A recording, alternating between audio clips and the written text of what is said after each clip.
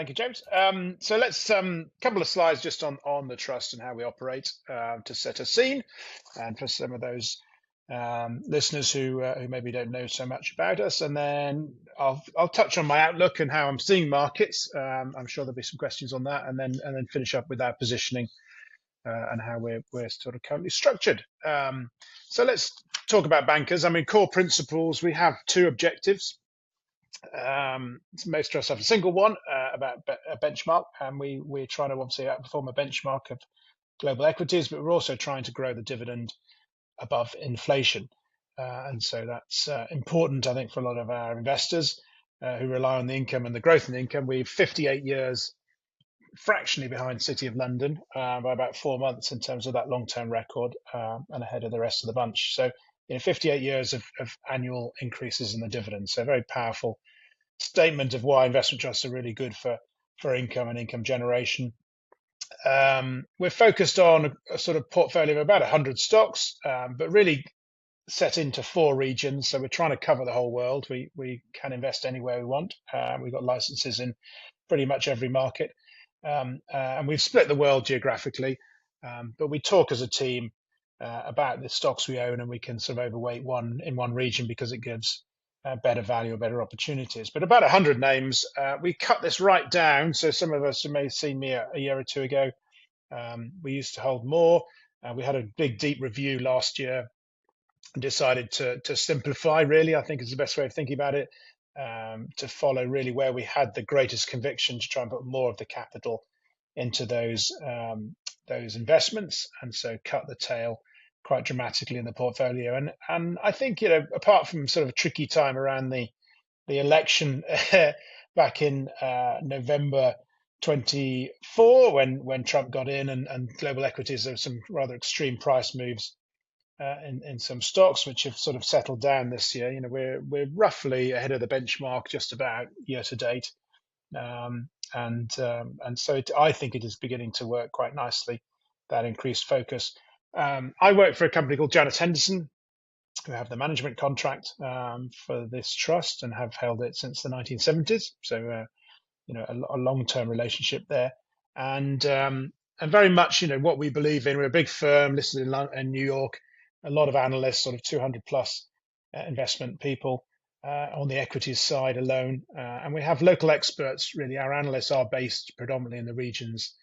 So although the PMs, some of them, Junichi, my Japanese manager, is in Tokyo, we really are drawing on local expertise in these markets. So the ability to get to meet companies and know their markets well, and that therefore gives us the flexibility to shift around a little bit between value and growth. I think we've moved a little bit more value in international markets, continuing really generally with the growth tilt in the US, and that's been delivering reasonable returns. And then finally, low costs.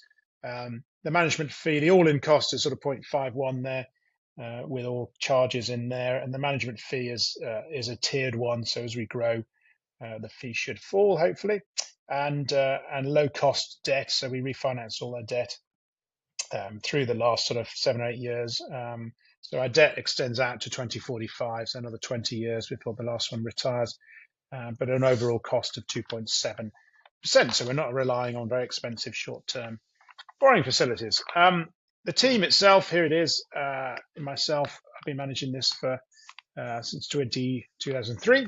So very much been enjoying managing this trust over those years. And then I've been joined recently by Richard Clode, who's a colleague I've worked with really quite closely for about 7 or 8 years. He's been with us for nearly 10 at Janus Henderson.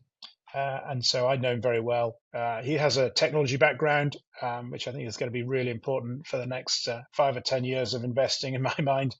I think particularly, I'll talk about it later and we can talk about it in questions, but it's about the adoption of AI and how really the new technologies are going to filter through all companies, that I think really is exciting about what Richard brings. So not just his expertise in the current big IT companies, but really how they're going to adopt technology throughout different industries. So Graham, I'm really pleased he's come and joined me. A lot of expertise, a lot of experience, as you can see there.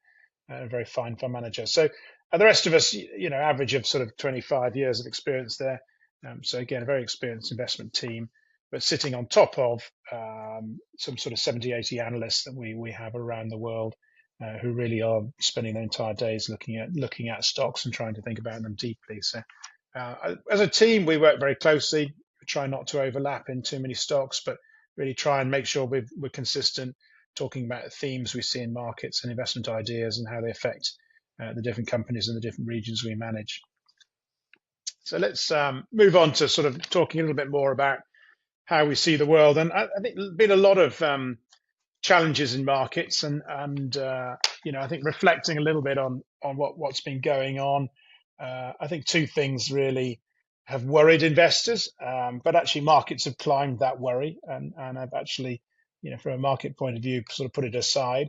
The first one is obviously tariffs here. So on the right is the US effective tariff rates, and we can see that spike.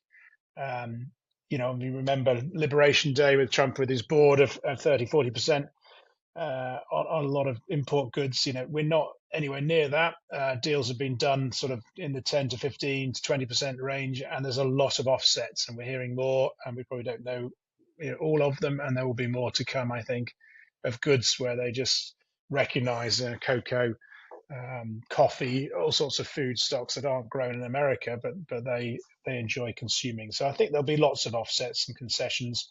So maybe this ends up at 15%, but it is manageable. The companies we're talking to are saying, look, we take a bit of a pain, and the importer takes a bit of pain, but generally this is manageable and isn't affecting sales materially. On the left of the inflation worries, so these are the inflation rates. So I think look maybe at the green line, which is the sort of core goods, which you expect some of that, less foods and energy. It has risen a little bit, but it's manageable. It's sort of still under 2%, and the core levels, again, flicked up a little bit in the last few months, but they look, again, very manageable. Rents are falling.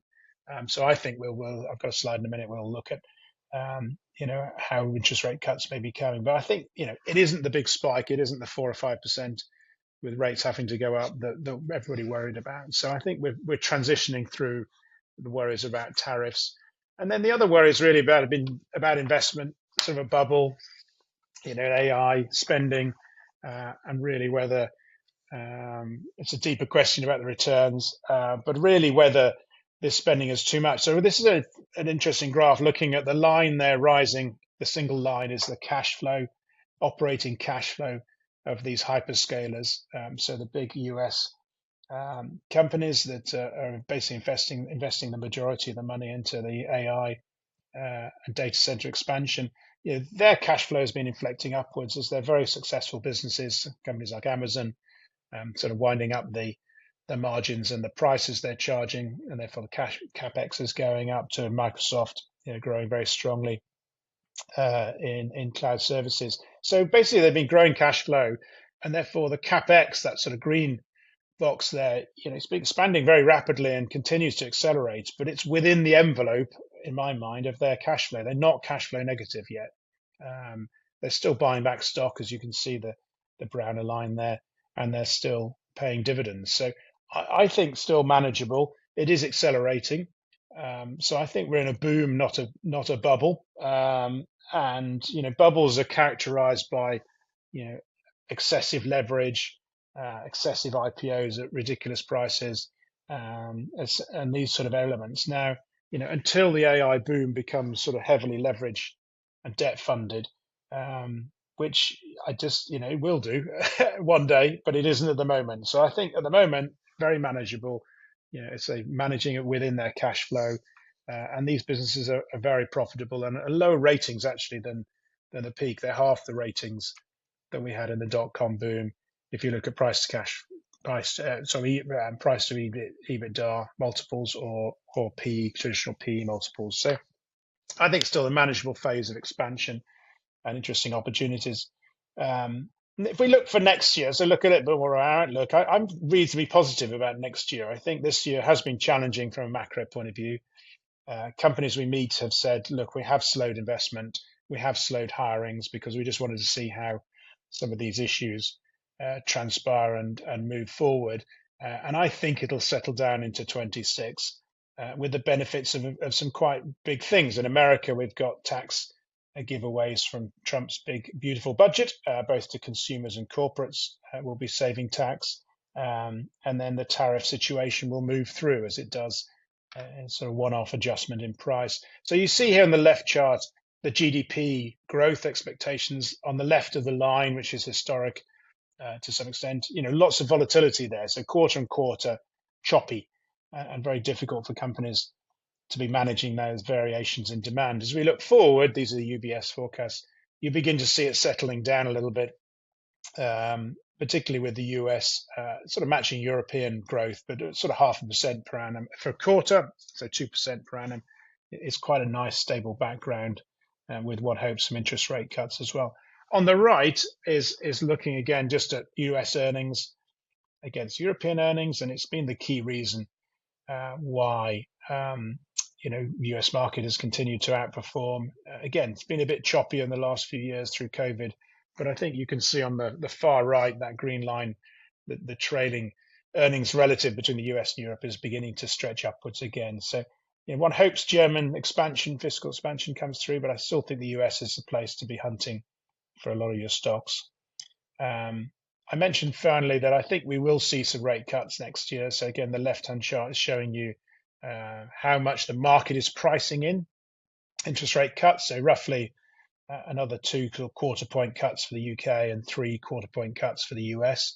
I think, a bit tricky in December whether the Bank of England cuts. It might do.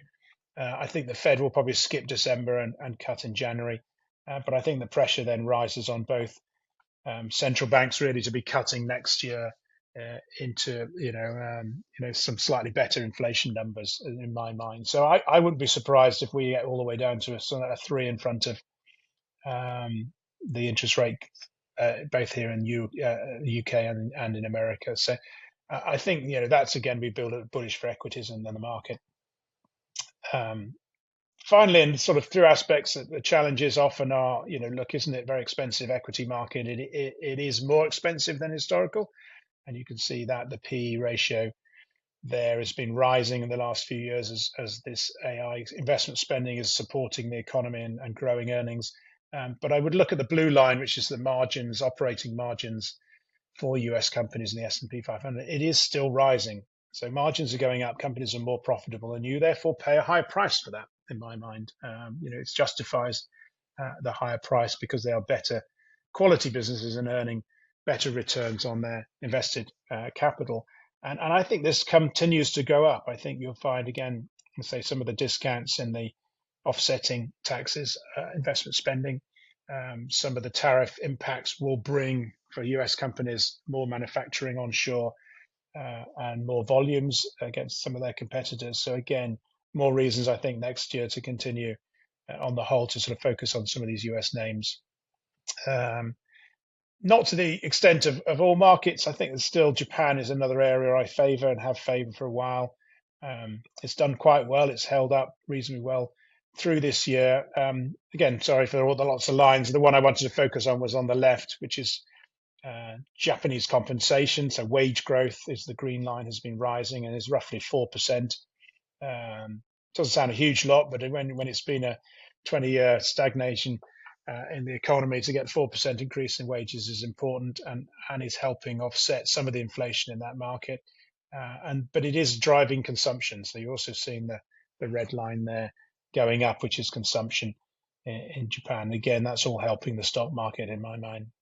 So again, I think some quite interesting trends going on there. So how are we positioned? I think one of our key themes has been predominantly financials and particularly banks. I think there's lots of reasons in here. So first of all, that they were very cheap. So on the left is just look at European banks PE relative, so the price relative to the market. If we go all the way back to the start of the GFC, the financial crisis, they were sort of roughly trading in line with the market. It's lost all of that premium, almost trading at half the market valuation as it was building capital, reforming. And really, I think from that level, to my mind, we're at a position where capital is adequate now. It doesn't need to be rebuilt. If anything, we may see some deregulation, reduce capital requirements, which again would be supporting growth. So I think growth has picked up. Interest rates have risen. which means returns on deposits are rising, the spread is rising for banks. So lots of positives in here. But on top of that, again, we're seeing investment borrowings begin to improve a little bit. So loan growth is improving. And I think finally, I think this is a sector, financials in aggregate is likely to be probably the early beneficiaries of AI adoption in terms of productivity and improvements in cost and margins. So I think this is probably, if you said which sectors taking on AI quickest and adopting, it is the financials, starting with the big banks who obviously have more capital and more investment to spend on AI. So as we look that trickle down, that diffusion, I suppose, of the AI investment, you're building data centers to cope with handling data and improving how you use your data. I think the financials are going to be one of the sectors that will see the benefits quicker. So another reason to own it. So when you look at our exposures there, that financials is our largest overweight position. Also provides very nice yield, which is always helps. We are sort of broadly in line with IT, so we're not hugely overweight. But within there, the key holdings are probably Amazon and Microsoft are our largest overweight positions in the sort of Mag 7 names. But we have a decent exposure to semiconductors and some of those hyperscalers that are building out the networks of data centers. So again, that we like that. We're quite underweight, I suppose, historically, the consumer. I still think in Western markets, there are pressures on consumers from price rises coming through. So again, an area we're sort of much more lower exposed than we have been historically. These figures are sort of September, as always. They have to get these presentations lined up. The October numbers are on the website, and they will show a little bit more investment into North America. The downturn we've seen in the past few weeks, we see as transitory. Markets don't go up forever; they do have pauses and pullbacks.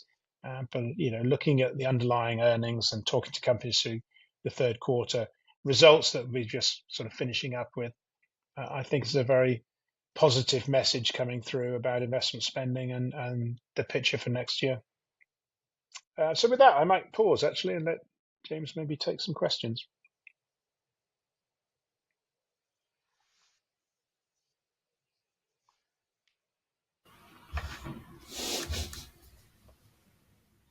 There we are. I am back. Very good. Thank you very much, Alex. It's very interesting. It is really interesting because it's sort of running slightly counter to a lot of the headlines.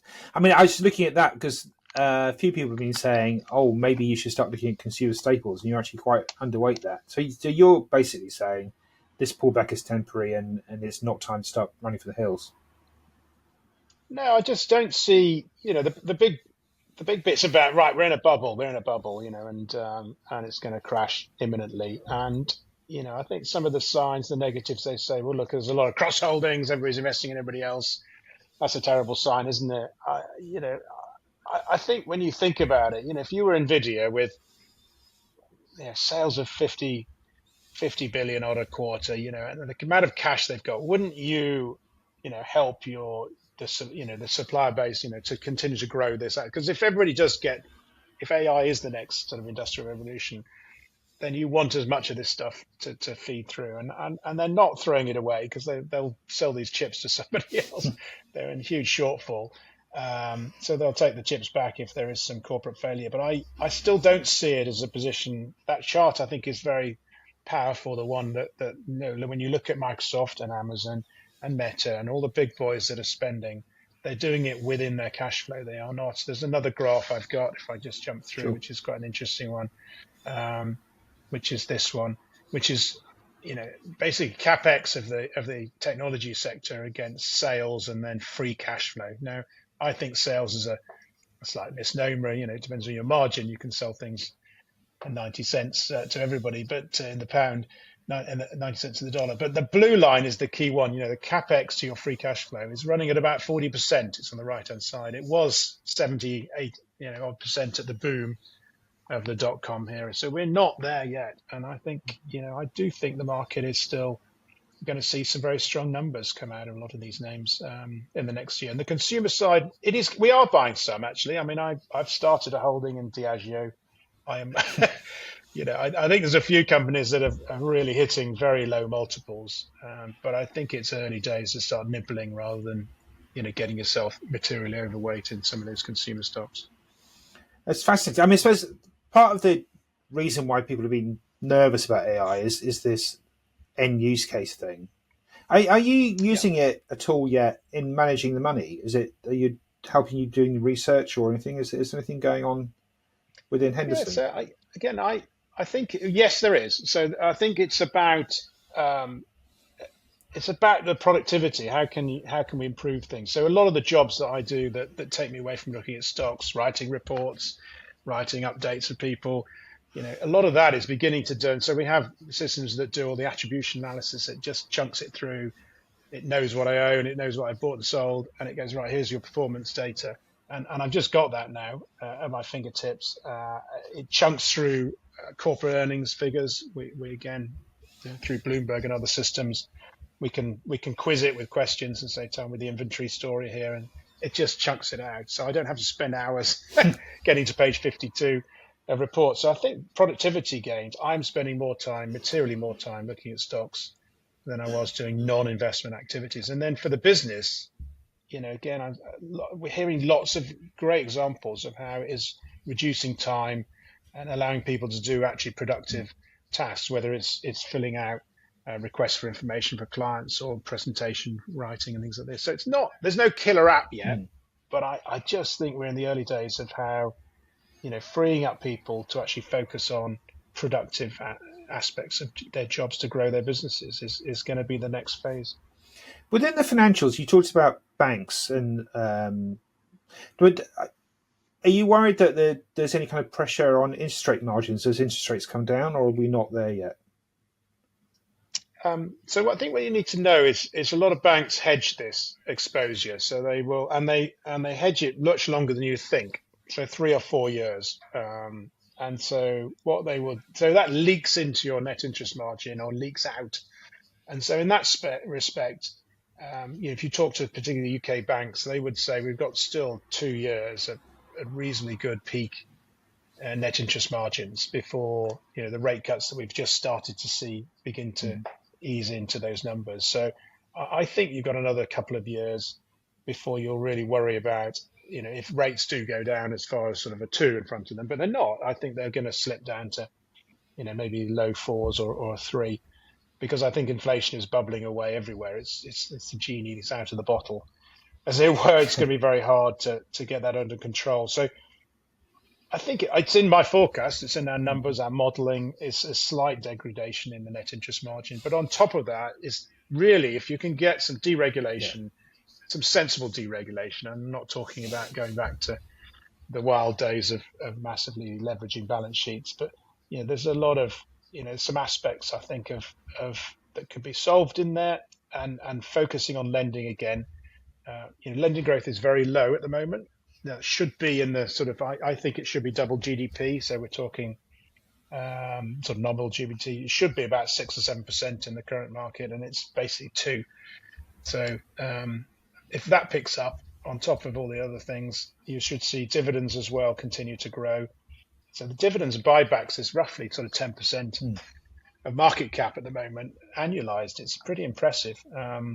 So you're chunking away with that with underlying earnings growth. It's not difficult to get a 15% sort of total return story, if not 20% in these names, And then outside without of valuations going up. and then outside of the banks, are you buying asset managers, insurance companies, that sort of anything else like that within financials? Yeah, we still really like the card processing Mm-hmm. names. So Amex is probably our biggest holding in that space. So we like that from a sort of also a travel point of view, but they seem to be winning a very nice game of accumulating new clients. It's an aspirational brand for a lot of people, and therefore they're growing their client base much quicker than their competitors. So we quite like the card processors. Again, the world is going ever more non-cash. So again, it suits them and the systems where they transact over. So probably that's the next biggest bit. And then after that, insurers, it's more tricky. We do own them, and we're starting to take some profits. I think they push price. They've had a challenging time because a lot of the costs of whether it's repairing cars or all sorts of things have been quite challenging, and they push price up. But I think, you're beginning to sort of, I think, sense where those margins are likely. The difference between, obviously what they're charging, what they have to do to repair things is beginning to crunch a little bit. So I think a little bit more worried about that area. So profit taking rather than net investing. And sticking with sectors, what's the view on healthcare at the moment? Here we go. Yeah, it's very mixed. Obviously we've seen, quite a lot of volatility. The big names in there are the GLP-1 names. So Novo and Lilly have been had been the star performers. Novo stumbled this year for many reasons, and then Lilly had a big fall, but has just rallied again in the last month. So increasing volatility in that space is obviously, I think, primarily the Americans, quite understandably, saying, why are we paying so much more for these drugs than they're being charged to other nations? So we're in a sort of funny phase where there's been a lot of price realization. I think we're getting to the end of that. So I think, that's definitely, hopefully we as investors and the companies understand really what they're going to be charging for things in the next couple of years in many of their markets. And the tariffs, again, haven't turned out to be quite as painful. They can move production and they will invest more in the US. So I think it's settling down, but it's still quite volatile if you've got a good drug or a bad drug, or things don't work out for you in your new developments. So we prefer, medical supplies companies. So again, the consistency of those operations, and their rising wealth is meaning more people are having these operations globally. So growth in emerging markets is quite strong. But so these are knee operations, all sorts of eye surgery and things like that. So I think that's probably where you want to focus, and where we are a bit more focused. Some good names in the US again. In that market. So healthcare is underweight but underweight pharma against, and we've taken some profits in the Lilly rally that we've seen. That was our biggest holding. So. Cool. So it's still a bit mixed. It's not that great defensive sector. It's re-rated downwards. But again, if I'm right in saying, look, I think we're still in a relatively good growth phase of the market, it's going to lag. Emerging markets. Do you have much exposure to China within that Asia segment there? Much lower than we've ever had for a long time, I think, really, for 15 years or something. The names that have done well are either some of the more speculative sort of technology names, or quite high yielding sort of big staples and defensive companies. And the reason they've done well is that the interest rates have just been slashed in China, and investors have been pushing lots of money into high yielding equities. And so they've been doing well, but not for any great reason, for profitability gains. So, and it's still an economy. We're sort of struggling to see great growth drivers. Again, the government support a lot of industries, and they're exporting well. But again, those channels are getting ever tougher as I think, countries are rightly saying, we'll stop dumping goods in our markets. So I think it's pretty low. So China's about 1.5% or something, 2% of that Pan Asia, not 2%, a quarter, I suppose. Yeah. So 2% of the whole portfolio, but we have been over 10 at previous times. Okay, cool.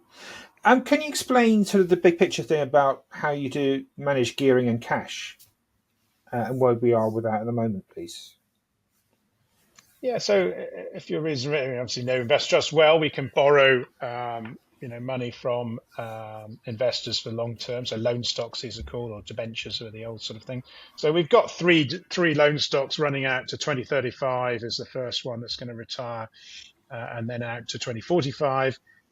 We've got some euro debt and mainly sterling, and so the cost of those in aggregate is about 2.7%, but it's fixed, so it's quite nice. That's much lower than interest rates, and it's obviously saved us relative to borrowing from the bank, with a chunky margin over 4% base rates. So that's sort of fixed. Now, obviously, that's fine, unless your assets are collapsing and suddenly the leverage is very high. So that in total is about 9% of our assets. So our leverage, if we were fully invested, would be about 9% gearing. And so very manageable and about the right rate. I think if rates came down and I got another opportunity, it'd be nice to go to about 12% of long-term borrowing. But I think nine's fine. The markets have gone up and therefore the gearing's gone down. But we hold a little bit of cash against that, really for sort of essentially for working capital. And we are also buying back. We feel the discount's too low, so we're buying back some shares. So I need a little bit of money to manage the discount buyback and taking opportunities where we see suddenly market dislocation. We don't want to sell something. We'd like to buy it out of cash. So at the moment, the gearing is about 6.5%. So it's about another two and a bit sitting. And that's earning, the base rate. So actually the cash is earning more than the cost of the leverage, which That's is a good. unique opportunity. So that's earning about 4% and 4.2 in a cash fund. Great, thank you. And there was a question about the discount. So basically, it's buybacks is the best tool for managing that. We think so. Yeah. I think there's lots of, we were on a premium in 20 as not far back ago, sort of 22, and we were on a reasonable premium before that. And it went out, slid out with all the other trusts in sort of 20, late 22 into 23. And I personally think it was a function of initially their interest rates rising. For noise, interest rates going up quite sharply, and investors pulling money to invest either in long gilts or cash deposits, and that's affected us, I think, as investment trust community. And then recent year, let's be honest, government uncertainty on tax rates and whether you should be passing cash to your children or taking capital gains. And one hopes next week's budget gives us some certainty. I doubt it will. Overhanging questions, but I think that's led again to people slightly artificially selling things to realize some capital gains. So I think the pressure there, we've narrowed that discount. It's sort of high single figures now, but it's I think it should be in single figures at worst. So we will buy back reasonably aggressively if it's beyond that. So I think it is the right tool for us at the moment. Obviously, the UK market does look quite cheap relative to a lot of other developed markets. Is that reflected in the weighting? And what do you think the budget might do to that? It is. Yeah, you need to sadly remember that when I started, I think UK was sort of nearly 15-20% of global markets, and it's about 4 or 5 at the moment. So it's really lost its way in that sense of its scale. But there are some great companies, and so we are about 6.5-7% of that, pan-European. About a third is UK, and yeah, there's some very good companies we see at good valuations. So we hold things like National Grid. We own NatWest Bank. It is the biggest, second largest bank holding is NatWest, which we still see some opportunities in. And then there's slightly smaller things like Cranswick, which we've owned for a long time. Pork, probably again very good, stable. It's never really issued any stock and always just manages itself within its cash flow, and invests very heavily. So some smaller ones and some bigger ones, but within a portfolio of 100, you're limited to sort of 6 or 7 names in the UK. But yeah, there are some opportunities, and we're overweight. Yeah. Great. Okay. Thank you. I think we covered a lot of ground, and we are nudging up towards 12 o'clock. I was going to put that's the top 10 active positions, which is obviously kind of interesting. What's K? So this is against the global benchmark, isn't it? Remember that KLA makes. So it's part of the semi space and semiconductors, and they make really the global leader in terms of testing of wafers. So as the wafer size gets ever smaller and smaller, we're talking 3 nanometers, and now you're going to 2 and maybe even 1 cutting edge. You really need the failure rate goes up.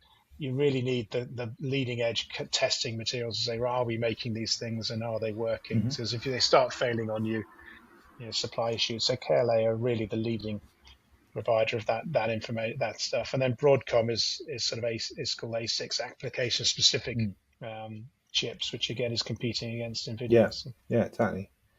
Brilliant. Okay, thank you very much indeed. We should probably wrap up there because given where we are. But thank you for the time. Thank you. This morning, Thanks for listening. and good luck with it all.